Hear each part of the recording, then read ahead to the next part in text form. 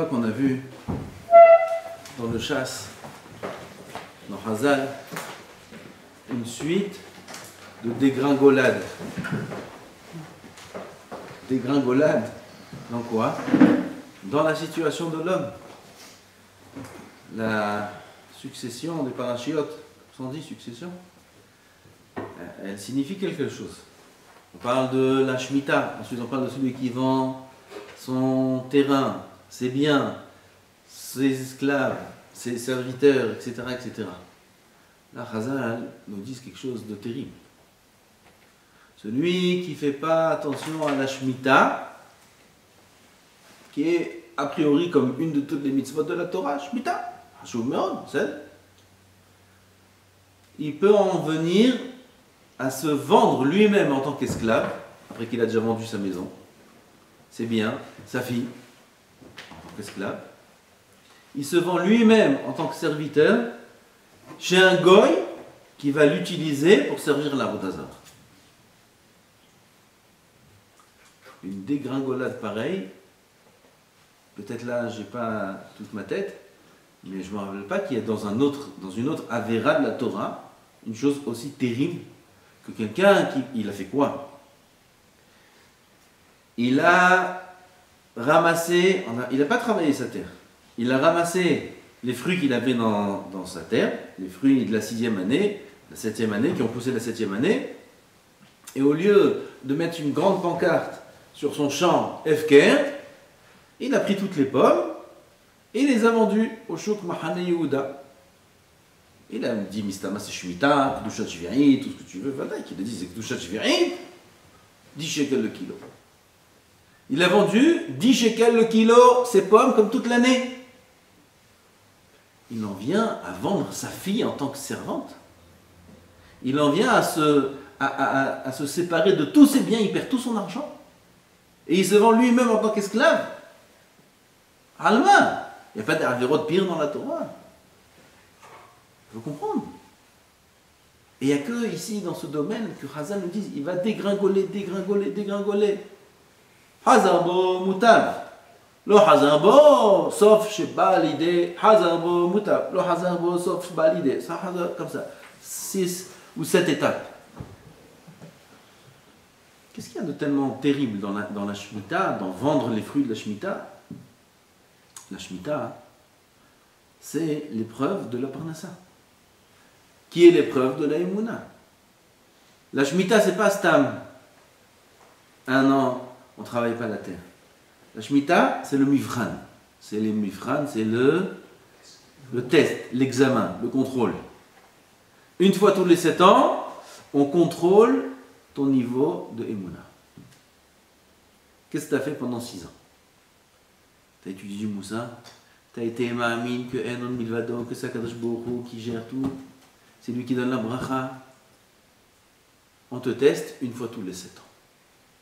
Et sur le manque d'Emouna, on peut arriver à une dégringolade pareille, à venir servir la Avodazara qui est l'inverse de la Emouna. L'inverse de la Emouna, c'est la Avodazara. L'inverse d'Hachem, c'est Avodazara.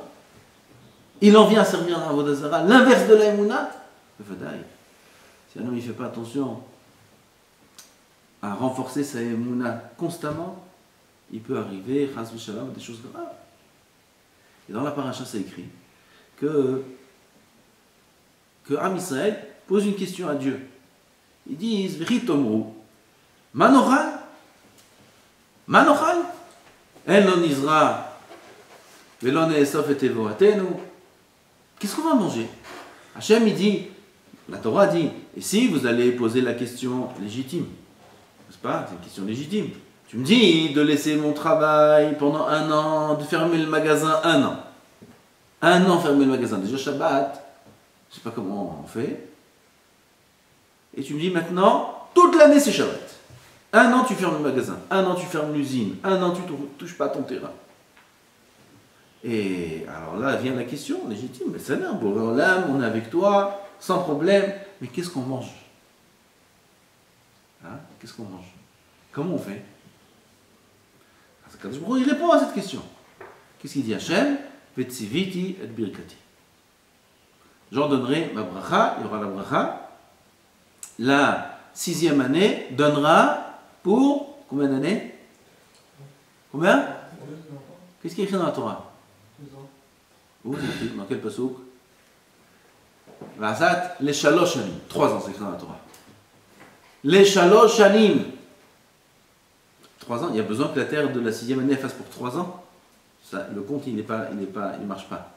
Parce que la 6e année, on ne la mange pas, la récolte de la 6e, on ne la mange pas la 6e, on la mange la 7e. Tous les ans, on mange la récolte de l'année dernière. Donc la 6e année, elle a fait pour la 6e normalement. Donc la 7e, il y a à manger ou pas? La 7e, on ne travaille pas la terre, mais il y a à manger? Oui. Le problème, il se pose quand? La 8e, parce qu'on n'a pas travaillé la 7e. La 9e, il y a un problème? Non, on a travaillé la 8e. Donc le problème, il est pour la 8e. Qu'est-ce qu'on mange? Donc, combien d'années est problématique? Une. Donc, normalement, la 6e aurait dû faire pour combien d'années? 2. La 6e et la 7e. Pourquoi faire 3? Et le Ramban, on parle de 2 années consécutives où on ferme le magasin. Une fois tous les 50 ans, il y a 2 années comme ça. Shemitah et Yovel. Shemitah et Yovel. Yovel, c'est comme la Shemitah. 2 années d'affilée. 2 années d'affilée, tu ne vas pas travailler. Tu fermes l'usine, tu ne trouves pas terrain. Qu'est-ce que je fais? Je vais étudier la Torah. 2 années d'affilée, je travaille pas. C'est une salle très très forte. Alors pour ces 2 années-là consécutives, il y a besoin de dire une bracha, 3 ans pour la 16e, la 7e et la 8e. Qui en réalité, c'est pas la 8e. C'est le Yovel. Donc ça vient que quand il y a cette année de Yovel, sinon ça vient que pour 2 ans. Ok. Alors maintenant, qu'est-ce qu'il dit à Kadosh Baruch Hu? Il nous répond, si vous allez demander qu'est-ce qu'on va manger, Kadosh Baruch Hu il dit, la 6e année fera pour 3 ans. Donc ça, c'est celui qui demande. Et celui qui ne demande pas, il perd. Il reçoit que pour 1 an. Alors, qu'est-ce qu'il va faire lui? Alors, celui qui a demandé, il a reçu. Celui qui n'a pas demandé, il ne reçoit pas. Pourquoi la Torah fait dépendre la bracha de la question? Normalement, tu aurais dû récompenser plus celui qui ne demande pas. Tu aurais dû dire, directement quand il aurait dû dire, et je vous donnerai la bracha par le mérite de la émouna. Dans la Torah, c'est pas écrit comme ça. C'est écrit, si tu demandes, je te donnerai portion double. Et si tu ne demandes pas, non. Alors vous me demandez. C'est possible? Non, va dire que non. Va dire que celui qui ne demande pas, il est mieux que celui qui demande. Et là, Béhémet, celui qui ne demande pas, il ne reçoit pas pour 3 ans. Il reçoit pour 1 an. Alors comment il va faire? Celui qui ne demande pas, il rentre dans le masloul, dans le cursus, dans le... Lui, il est ailleurs, lui c'est l'unité d'élite, celui-là. Celui-là, sur lui, il a été Nehemar, il a été dit, Giboré Koach, Nishmoa Bekol Devaro, en sait Devaro, il est comparé aux anges. Akadosh Baruch Hu, il va faire avec lui une anaga, un comportement qui est différent. Lequel? C'est qu'au lieu de recevoir 3 fois la quantité, et trouver maintenant où stocker, et faire attention que ça ne pourrisse pas, etc., etc., etc., lui, il va recevoir la quantité pareille, la même que ce qu'il reçoit tous les ans. Seulement, lui, dans ce qu'il aura, il y aura la bracha. Il y aura la bracha. Il mange kimra, il mange un petit peu, et il est sévère. Il y a la bracha, pas dans la quantité, il y a la bracha dans le ventre. Il y a la bracha dans les fruits qu'il a reçus, ils sont mevorachim, ces fruits-là. Seulement si tu ne poses pas la question. Si tu poses la question, Kadosh Baruch Hu, il va agir avec toi selon les règles de la nature. Pourquoi? Parce que tu poses la question, donc tu as un esprit naturel. Tu es limité, tu te limites par rapport aux règles de la nature. Tu dis, comment je vais faire? Comment je vais faire? Ah, comment tu vas faire? Alors, je suis obligé de te répondre selon les règles.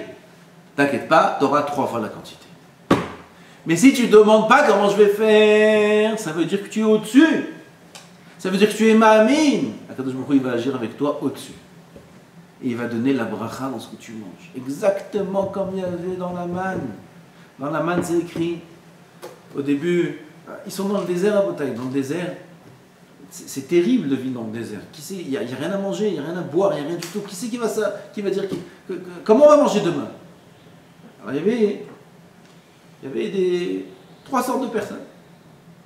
Il y avait les gens, comme aujourd'hui, qui ne sont pas très minimes. Ils sortent dans le désert, ils voient à manger aujourd'hui. Surtout les premiers jours, demain comment on va faire? Remplissez. Mon cher Rabbeinu, il a dit, Omer la Goulgolette, une portion de manne, chacun ne prenait pas plus. Pas tout le monde a eu la force de croire en Moshe Rabbeinu. Ça fait peur. Alors il a dit à sa femme, prends les sacs à dos, à ses enfants aussi, et elle la remplissez. Au pire, il reste, demain on sortira pas. Et t'as d'autres personnes qui sont pas comme ça. Ils pensent aux autres. Non, mais comment? Peut-être, regarde, lui il a 10 enfants, lui il a 7 enfants. Dans le désert c'était pas 10 et 7, c'était 70, 100. Et comment il va faire? Nous on a moins, on prend un peu moins, c'est pas grave. T'as des gens, ils ont pris beaucoup de manne. T'as des gens, ils ont pris moins que ce qu'ils devaient prendre. Ils sont arrivés à la maison. Amarbe lo ha'edif v'amam'it lo ha'asin. Il y a eu un S. Celui qui a pris beaucoup, il n'a rien eu de plus que ce qu'il doit recevoir. Rien. Il a ramassé des tonnes et il s'est retrouvé avec en mer la quantité qu'il devait recevoir de base. Tout a pourri.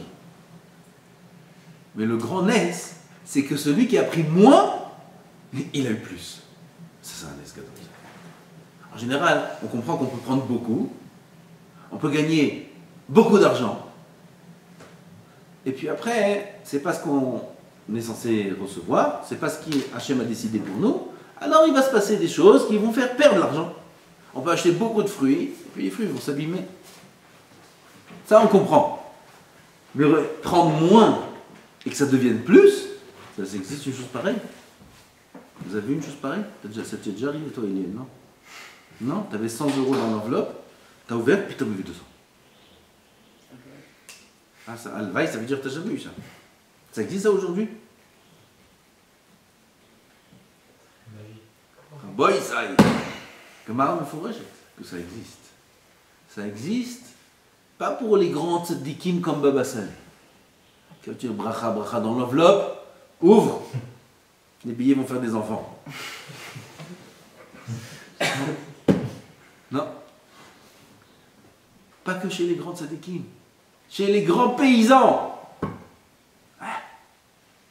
Où il y a ça? La Gemara dit Haolech la Tanu Rabanan. Haolech la moud et grono. Quelqu'un qui va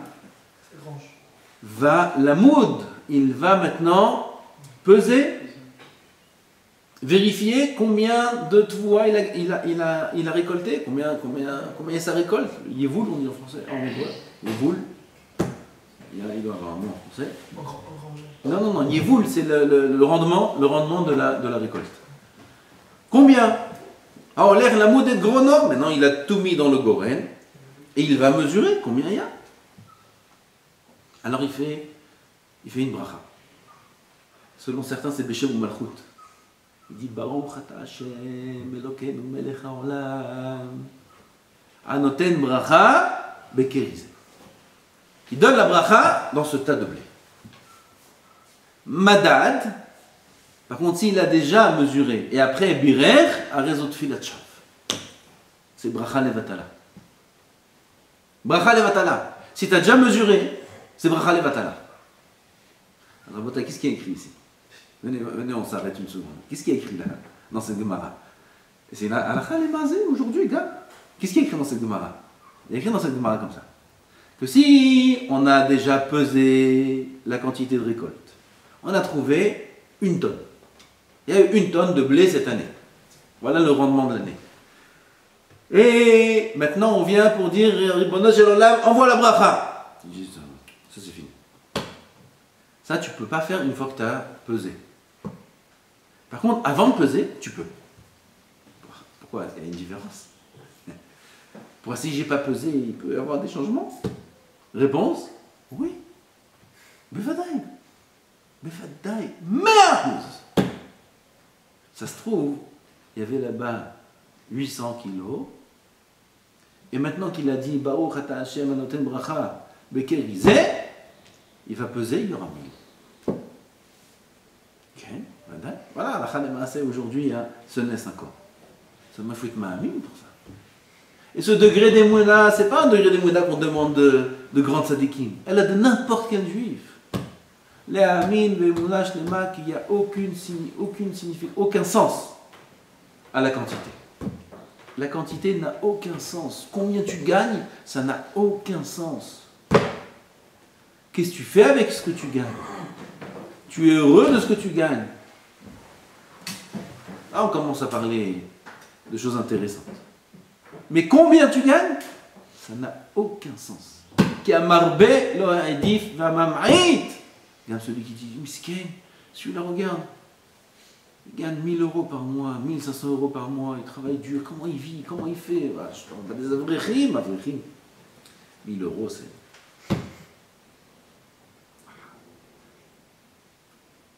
Avrichim? Comment ils font? Comment ils vivent? Khavod, t'es invité. Viens voir à la maison. Viens voir comment ils font. Viens voir comment ils vivent. Viens voir quel simcha. Pourquoi? Ça n'a rien à... La quantité n'a aucun sens. Combien tu gagnes, ça n'a aucun sens. Combien tu gagnes, c'est pas chou ce que je dis, mais on répète pour ce. Peut-être pour quelqu'un, c'est pas encore pas chou. C'est tellement pas chou, c'est tellement évident que les gens qui gagnent beaucoup d'argent, ça ne veut rien dire. Je vous ai raconté? Je vous ai raconté le chanteur. Shabbat, j'ai raconté ça. Shabbat, c'est spécial. Pérez, chanteur de football, aucun sens. C'est la bracha qui compte. À qui revient cette bracha? À celui qui ne demande pas. À celui qui vit avec Hachem comme un désir qu'on vive avec lui. Véritomo, si vous demandez, alors bon. Alors, on va vivre selon les règles de la nature. Mais non, on ne veut pas vivre selon les règles de la nature. On veut vivre selon les règles de la Emouna. Selon les règles de la Emouna, t'inquiète pas, ne pose pas de questions. Ne pose pas de questions. Altishal, manochal. Ne demande pas qu'est-ce qu'on va manger. Ne demande pas. Et sois ma'amin que dans ce que tu auras, il n'y aura aucun problème. Ni pour 1 an, ni pour 2 ans, ni pour 3 ans, ni pour 10 ans. Même dans le désert, à Kadosh Baruch Hu, 40 ans, des milliards de personnes, il peut donner à manger. 40 ans dans le désert, Kadosh Baruch Hu peut donner à manger. Il y a un problème pour Hachem, il y a Hachem Tiktsar. Ça, c'est ce que nous enseigne la paracha. La paracha de Behar. C'est la base de la Emouna. La mitzvah de la Shemitah, c'est le symbole de la Emouna au sens le plus simple. Se remettre entre les mains d'Hachem. Pas que 1 an, toute la vie se remettre entre les mains d'Hachem.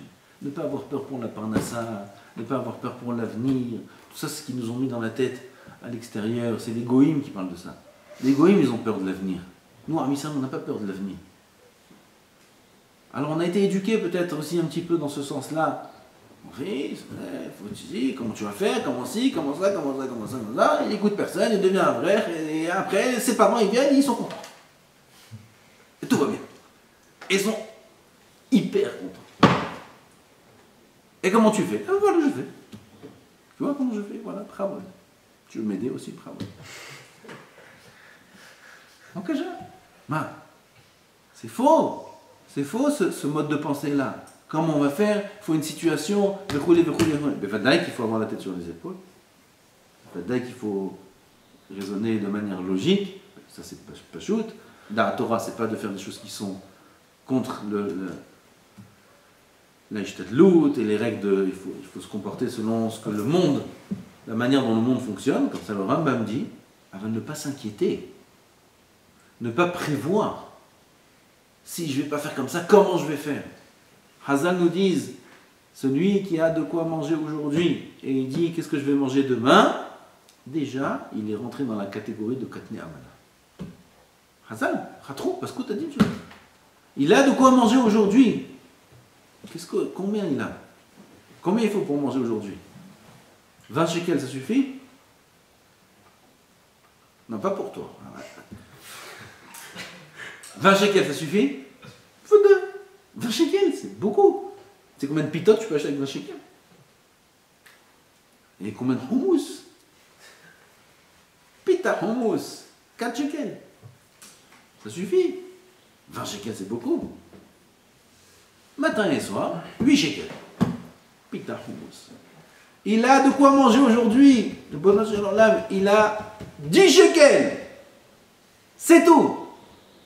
Et c'est pas qu'il les garde pour demain, c'est qu'il les dépense aujourd'hui. Parce qu'il mange aujourd'hui. Et il dit, comment je vais manger demain? Il est déjà sorti des Ma'aminim, de la règle de l'Aïmouna. Kadosh Baruch Hu lui en veut. Et il s'appelle Katne Amala, comme noir. Katne Amala. Celui-là, c'est pas. Tu demandes de nous beaucoup. Ça, c'est pas beaucoup. Ça, c'est normal. La mine, Kadosh Baruch Hu, Zan, Farnes, Mideyom, Beyomo, que tout ce qu'on reçoit, c'est de la main d'Hachem qu'on reçoit. Que tout ce qu'on mange, c'est de la table d'Hachem qu'on mange. Shulchano Shel Makom, on mange. Karkatou. On mange de la table d'Hachem tous les jours. Il faut vivre ça, il faut se renforcer dans la Emouna. Il va nous donner la bracha, la vraie bracha, que de peu on pourra faire beaucoup, Bezat Hachem. Dans la Torah et aussi dans le Gashmi et dans le Rouhani. Hachem nous accueille. Amen, amen, amen, amen.